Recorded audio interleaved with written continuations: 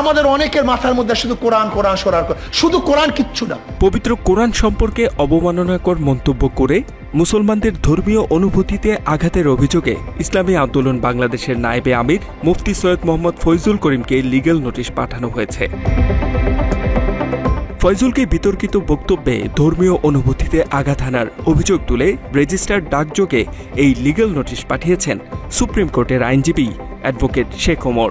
দৈনিক আল হিসান পত্রিকার প্রতিবেদক মোহাম্মদ আরিফুর রহমানের পক্ষ থেকে এটি পাঠানো হয়েছে। গণমাধ্যমকে নোটিশ প্রেরণকারী আইনজীবী বিষয়টি নিশ্চিত করেছেন।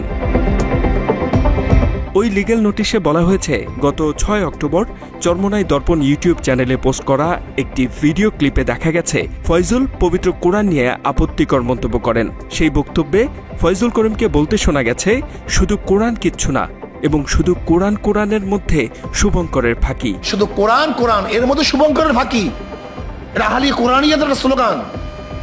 খুব হুঁশ রাখতে হবে। মাত্র 30% টাকায় জমির মালিক হয়ে নতুন বাংলাদেশের গড়ে তোলার স্বপ্ন দেখা বাংলা বসতি। নোটিশে আরও বলা হয়েছে, ফয়জুল করিমের এসব মন্তব্য পবিত্র কোরআনুল কারিমের মর্যাদা ও পবিত্রতার পরিপন্থী এবং মুসলমানদের ধর্মীয় অনুভূতিতে আঘাত এনেছে। কোরআন একটি পূর্ণাঙ্গ ও স্বয়ংসম্পূর্ণ দিক নির্দেশনামূলক গ্রন্থ, যার প্রতি অবমাননাকর মন্তব্য করা বাংলাদেশের সংবিধান ও দণ্ডবিধি অনুযায়ী দণ্ডনীয় অপরাধ।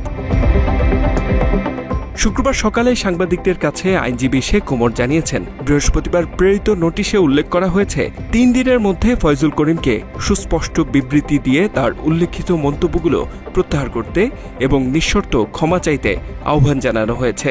ভবিষ্যতে ধর্ম অবমাননামূলক মন্তব্য আর করবেন না এমন প্রতিশ্রুতি দিতেও বলা হয়েছে। অন্যথায় তার বিরুদ্ধে আইনের আশ্রয় নেওয়া হবে বলে উল্লেখ করা হয়েছে ওই নোটিশে। তবে ইসলামী আন্দোলন বাংলাদেশের বরিশাল জেলা শাখার দায়িত্বপ্রাপ্ত এক নেতা গণমাধ্যমকে বলেন, দলের নায়েবে আমির ফয়জুল হুজুর বলেছিলেন, পবিত্র কোরআন শরীফের সাথে সাথে নবী রাসূলকেও মানতে হবে। একটি মহল তার বক্তব্য কেটে কেটে বিভিন্ন মাধ্যমে পোস্ট করায় বিভ্রান্তির সৃষ্টি হয়েছে বলে দাবি করেন তিনি। ফয়জুল করিম শাইখে চরমোনাই নামেই বেশ পরিচিত। তিনি ইসলামী আন্দোলন বাংলাদেশের সিনিয়র নায়েবে আমির হিসেবে দায়িত্ব পালনের পাশাপাশি বাংলাদেশ মুজাহিদ কমিটির নায়েবে আমির ও বাংলাদেশ কোরআন শিক্ষা বোর্ডের সহসভাপতির দায়িত্বে রয়েছেন।